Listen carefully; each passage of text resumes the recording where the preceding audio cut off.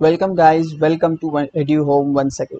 सो आज हम लोग कंपनीज एक्ट 2013 के दो सेक्शन देखेंगे। Section 167 which is vacation of office of director and 168 resignation of director. दो छोटे से सेक्शन है, बैठ के आराम से सुनिए। पहला सेक्शन 167 वेकेशन।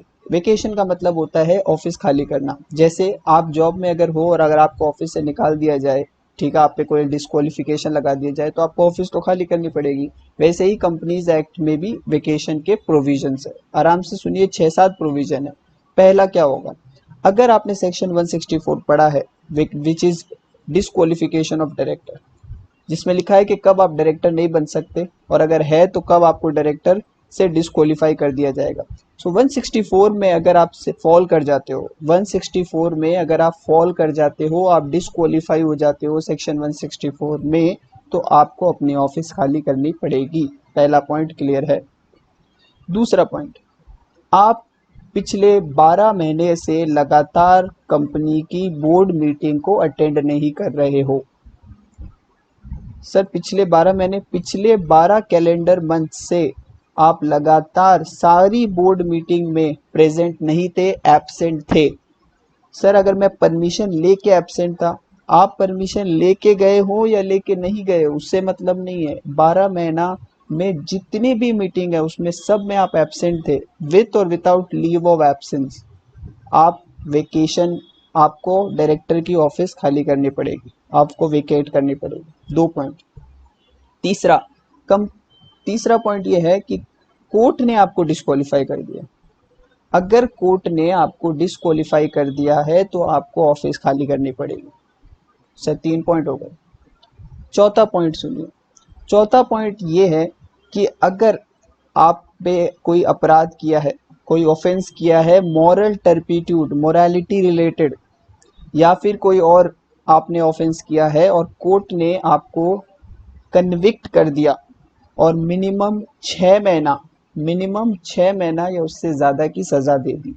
अगर आप कोई ऑफेंस करते हो, कोर्ट ने कन्विक्ट कर दिया, मिनिमम 6 महीने की सज़ा दे दी, आपको ऑफिस खाली करनी पड़ेगी। 4 पॉइंट हो गए। पांचवा पॉइंट सुनिए।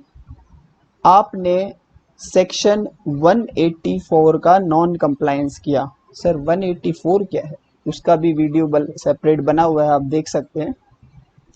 184 talks about disclosure of interest by director, कि एक डायरेक्टर को अपना इंटरेस्ट, किस किस कंपनी में वो इंटरेस्टेड है, किस फर्म में इंटरेस्टेड है, किस प्राइवेट फर्म में, किस पार्टनरशिप फर्म में इंटरेस्टेड है, उसको ये कंपनी को बताना पड़ता है। और जब कोई रिलेटेड पार्टी ट्रांजैक्शन डिस्कस होता है, उसको उस मीटिंग में अपने आप को अलग रखना पड़ता है, मतलब उसको वो मीटिंग अटेंड नहीं करनी होती है। करेक्ट है। उसने क्या किया, ना तो डिस्क्लोज किया अपना इंटरेस्ट, या फिर डिस्क्लोज करने के बाद मीटिंग अटेंड कर ली, तो ऐसे केस में उसको अपनी ऑफिस खाली करनी होगी, वेकेशन करना होगा। करेक्ट है। फिर और क्या आता है कि हमने एक डायरेक्टर है मिस्टर एक्स, उसको इसलिए कंपनी में अपॉइंट किया था क्योंकि वो हमारे सब्सिडियरी कंपनी में एक अच्छी पोस्ट होल्ड करता था, एक पोस्ट होल्ड करता था जिसके बेसिस पे हमने उसको अपनी कंपनी में भी डायरेक्टर बना दिया। अब हमने उसको उस पोस्ट से निकाल दिया है, वो अब वो पोस्ट होल्ड नहीं करता। सो अगर वो पोस्ट होल्ड नहीं करता जिसकी वजह से यहाँ का डायरेक्टर बना है, तो उसको यहाँ से भी खाली करना होगा ऑफिस। सो उसको यहाँ से भी खाली करना होगा। ठीक है। Last but not the list, companies act 2013 का कोई प्रोविजन आप पे एप्लीकेबल है जिसमें आपको हटाना पड़ रहा है, रिमूव करना पड़ रहा है, तो आपको ऑफिस खाली करनी होगी। सो एकदम सिंपल सारे पॉइंट हो गए। Now let's see line by line.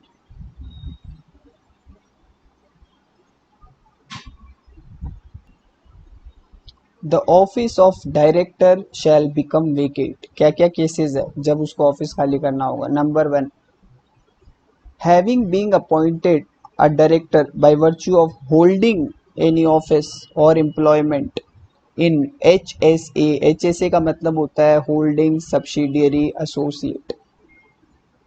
ceases to hold such office or other employment, आप अब वो एम्प्लॉयमेंट होल्ड नहीं करते जिसके वजह से हमने आपको डायरेक्टर बनाया था। पॉइंट 1। दूसरा, कोर्ट ने डिस्क्वालीफाई कर दिया है। Disqualified by order of court. तीसरा है नॉन कंप्लायंस ऑफ 184। 184 मैंने बताया था, ना तो इंटरेस्ट डिस्क्लोज किया और डिस्क्लोज करके या तो मीटिंग अटेंड कर ली। चौथा, इनकर डिसक्वालिफिकेशन ऑफ 164। ऑलरेडी मैंने बताया, आप अगर 164 में डिसक्वालिफाइड हो तो आपको ऑफिस खाली करनी पड़ेगी। अरे डिसक्वालीफाई होने के बाद ऑफिस पे कैसे रह सकते हो। फिर नेक्स्ट, कोर्ट ने आपको कन्विक्ट कर दिया है और मिनिमम 6 महीने की सजा दी है। मिनिमम 6, सर 3 महीने की सजा दी है, नहीं 6 महीने की सजा होनी चाहिए। फिर कंपनीज एक्ट के कोई प्रोविजन में आपको हटाया गया है, removed in pursuance of companies act. And last but not the least, absent from all the meeting of board during a period of 12 month with or without leave of absence। Permission लेके गए हो या नहीं गए उससे मतलब नहीं है, सारे मीटिंग में एब्सेंट थे आप। सो हेयर वी सी कि हमने सारे पॉइंट्स जो है वो कवर कर लिया। अब एक मेमोरी टेक्निक ऑप्शनल है, अगर आपको अच्छी लगे तो याद रखिए वरना इग्नोर कीजिए। मेमोरी टेक्निक क्या है कि सारे पॉइंट एक साथ याद आ जाए, उसकी टेक्निक है HD स्कैम। आप एक एक रेड कलर के अल्फ़ाबेट्स देख सकते हैं, रेड कलर के अगर आप अल्फ़ाबेट देख सकते हैं तो उसमें होगा HD स्कैम। मतलब अगर आप HD स्कैम को याद रख लें, HD स्कैम को याद रख ले तो आपको सारे पॉइंट याद आ जाएंगे। H से हो जाएगा होल्डिंग एनी ऑफिस और अदर एम्प्लॉयमेंट। D से हो जाएगा disqualified by order of court. S से हो जाएगा 2 सेक्शन का नॉन कंप्लायंस 184 164। C से हो जाएगा convicted by the order of court. A से हो जाएगा इन pursuance of companies act. A हो जाएगा एक्ट, कंपनीज एक्ट के परसुएंस अगर आपको रिमूव किया गया है।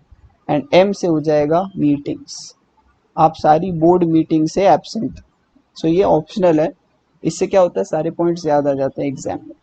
सो now let's move to the next slide. Now effective date of vacancy in following point means ये क्या है कि सपोज कीजिए आप पे ये 2 पॉइंट एप्लीकेबल है, या तो आपको कोर्ट ने डिसक्वालीफाई कर दिया है या आपको 6 महीने की सजा हो गई है। ये 2 पॉइंट आप पे एप्लीकेबल है कोई एक। तो क्या जिस दिन कोर्ट का ऑर्डर आया उस दिन क्या आपको ऑफिस खाली करनी होगी? The answer is no. आपको ऑफिस कब खाली करनी होगी? 30 दिन तक, 30 days from the date of order आप ऑफिस में बने रहेंगे। डायरेक्टर आप ऑफिस खाली नहीं करेंगे 30 डेज तक। इस 30 डेज में अगर आपने अपील कर दी, 30 डेज में आपने अपील कर दी तो वो अपील जब तक डिसाइड नहीं हो जाती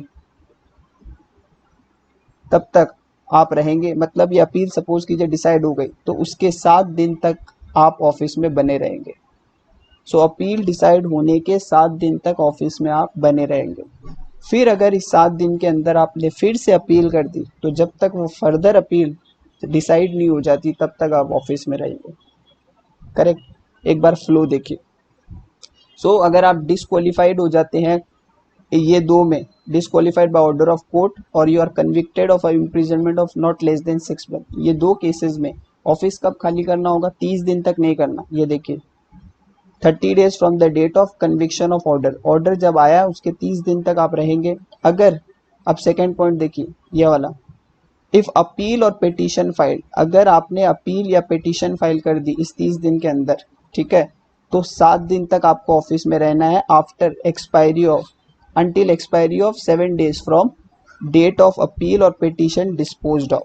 जब वो पिटीशन जो आपने फाइल किए तब तक वो डिस्पोज नहीं हो जाती उसके 7 दिन तक आप ऑफिस में रहेंगे। और अगर आप उस 7 दिन के अंदर फिर से आपने अपील कर दी, फिर से अपील कर दी तो जब तक वो अपील डिसाइड नहीं हो जाती या डिस्पोज नहीं हो जाती आप ऑफिस में बने रहेंगे। I think crystal clear. Okay, अब 2-3 छोटे छोटे पॉइंट। पहला, अब यहाँ पे देखिए डिसक्वालीफाइड अंडर सेक्शन 164(2)। अच्छा 164 में बहुत सारे पॉइंट्स थे, उसमें एक सेक्शन था जब मैंने वीडियो किया था कि 164(2) याद रखना चाहिए स्पेसिफिकली बिकॉज एक अच्छा सेक्शन है और एग्जाम्स में आते रहता है। 164(2) में आपको रिमाइंड करा देता हूँ क्या है कि अगर आप एक ऐसी कंपनी के डायरेक्टर हैं या रह चुके हैं जिस कंपनी ने लगातार 3 साल तक अपने फाइनेंशियल स्टेटमेंट और एनुअल रिटर्न ROC में जमा नहीं दिया, या फिर जिसने अपना डिबेंचर डिपॉजिट्स को टाइमली रिडीम नहीं किया और अपने डिविडेंड को डिक्लेयर करने के बाद में पे नहीं किया और 1 साल तक ये फेलियर चलता गया, तो ऐसी कंपनी को के जो डायरेक्टर है वो उस वक्त तो नहीं छोड़ेंगे ऑफिस, लेकिन वो छोड़ने के बाद 5 साल तक उस कंपनी में रीअपॉइंट नहीं हो सकते। छोड़ने के बाद 5 साल तक रीअपॉइंट नहीं हो सकते। वही यहाँ पे बोला है क्या कि director shall vacate office in all the companies except the company in default. मतलब कि जैसे देखिए, अगर आप डायरेक्टर डिस्क्वालीफाइड हो जाता आज 164(2) और अगर उसको वेकेट करना पड़े ऑफिस, तो ऐसे तो सारे डायरेक्टर ही निकल जाएंगे कंपनी से, कंपनी में तो कोई बचेगा ही नहीं। तो इसीलिए बोला जाता है कि 164(2) में जो है स्पेसिफिकली ये बोला है कि इस 164(2) अगर लग जाए तब उसको सारे कंपनी से विकेट करना होगा, खाली करना होगा। लेकिन जिस कंपनी में डिफॉल्ट हुआ है उस कंपनी में वो रह सकता है, अपना टेन्योर पूरा कर सकता है, और जब टेन्योर खत्म हो जाएगा तो छोड़ देगा और 5 साल तक अपॉइंट नहीं हो सकता। समझ गए? सो खाली 164(2) में ऐसा पॉइंट है कि आप उस कंपनी में रह सकते हैं जिसने ये डिफॉल्ट किया है, बट बाकी कंपनीज में से वेकेट करना होगा। I think clear. अब 2 पॉइंट है कि सपोज कीजिए कोई कंपनी है XYZ, उसके सारे डायरेक्टर्स चले गए अचानक से, कोई डिस्क्वालीफाई हो गया वगैरह वगैरह, कोई नहीं बचा उस कंपनी में, तो कंपनी शेयर होल्डर की मीटिंग में अभी टाइम है, वो लोग अपॉइंट करेंगे जब मीटिंग आएगी डायरेक्टर्स को। But suppose so who shall appoint the director if all the director are disqualified? तो promoter of the company will appoint the directors, और अगर प्रमोटर्स नहीं है कंपनी में तो सेंट्रल गवर्नमेंट। क्लियर है? एंड उनका टेन्योर क्या होगा, ऐसे डायरेक्टर्स जो अपॉइंट हो रहे हैं उनका टेन्योर क्या होगा, till the next general meeting. जब अगली जनरल मीटिंग जिसमें शेयर होल्डर अपॉइंट कर लेंगे तब तक रहना होगा, till the directors are appointed by the company in general meeting. अगर नॉन कंप्लायंस होता है, मतलब ऑफिस खाली करनी थी, खाली नहीं किया, 1 लाख से 5 लाख तक का फाइन लग जाएगा। प्राइवेट कंपनी अगर चाहे तो ये 6-7 पॉइंट से HD स्कैम के अलावा भी 1-2 पॉइंट ऐड कर सकता है अपने आर्टिकल्स में कि भैया ये ग्राउंड पे भी वेकेट करना होगा private company. So here we complete section 167। Now let's move to section 168, resignation of director. बहुत ही इजी चैप्टर है, बहुत ही इजी सेक्शन है, 5 मिनट या 2-3 मिनट लगेंगे। रेजिग्नेशन ऑफ डायरेक्टर, क्या एक डायरेक्टर रिजाइन कर सकता है? The answer is yes, resign करने का हक सबको है। तो उसमें ये सेक्शन क्या बोलता है? ये सेक्शन कुछ कंप्लायंसेस के बारे में बात करता है कि एक डायरेक्टर अगर रिजाइन करता है तो उसको कंपनी को बताना होगा, लीजिए ये मेरा रेजिग्नेशन लेटर है, मैं जा रहा हूँ। एक कॉपी अगर वो चाहे तो रजिस्ट्रार को दे सकता है, रजिस्ट्रार ऑफ कंपनीज जो है एक कॉपी उसको दे सकता है रीजन के साथ कि क्यों मैं रिटायर कर रहा हूँ, और इसका टाइम है 30 days from the date of resignation. ठीक है? अच्छा, कंपनी को नोटिस दे दिया। अब कंपनी की जिम्मेदारी बनती है कि वो ROC को, रजिस्ट्रार को DIR 12 फॉर्म में, एक DIR 12 फॉर्म में 30 डेज के अंदर DIR फॉर्म में रजिस्ट्रार को जो है नोट इन्फॉर्म करेगा, इंटीमेट करेगा कि ये डायरेक्टर ने भैया रिटायर किया है।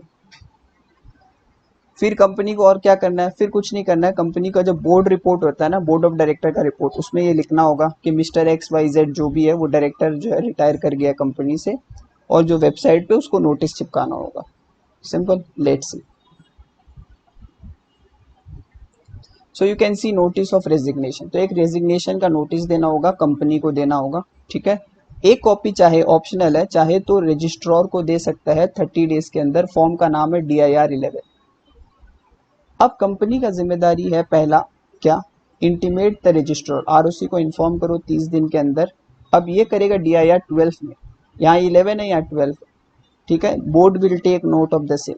दूसरा, place the fact in board report, board report में वो फैक्ट्स को प्लेस करना होगा। Place the facts in board report to be laid before the general, और place information on website, website पे भी बता देगा कि ये डायरेक्टर ने रिटायर किया। आई थिंक इतना डिफिकल्ट नहीं था। Let's move to next. Now 3-4 की पॉइंट्स है, उसके बाद में ये सेक्शन भी कंप्लीट हो जाएगा। पहला, इफेक्टिव डेट ऑफ रजिस्ट्रेशन, मतलब रेजिग्नेशन तो कब माना जाएगा कि रिजाइन हो गया।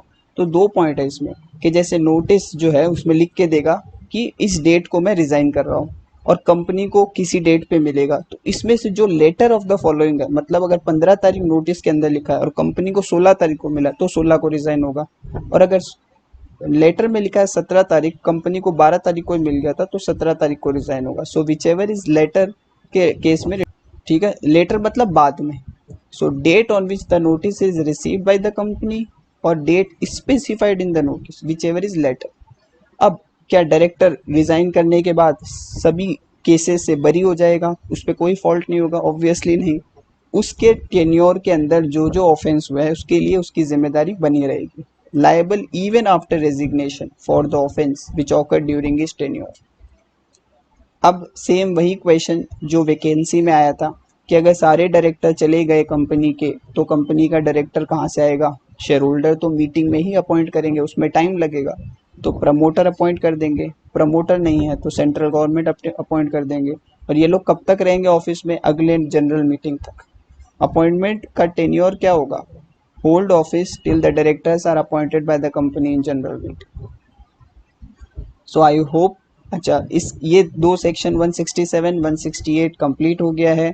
164 जो है डिस्क्वालिफिकेशन, फिर उसके बाद 165 161 162 डायरेक्टर्स कंपनी के जितने भी सेक्शन हैं लगभग उसके सारे जो है वीडियोस अवेलेबल है मेरे चैनल एड्यू होम पे। आप आराम से देख सकते हैं, उन सारे वीडियोस को समरी वाइज बनाया गया है। कोई क्वेरी हो तो आप कमेंट बॉक्स में ज़रूर लिखें। And please do the needful. You can connect me for any assistance. Notes also are available in this website. Thank you.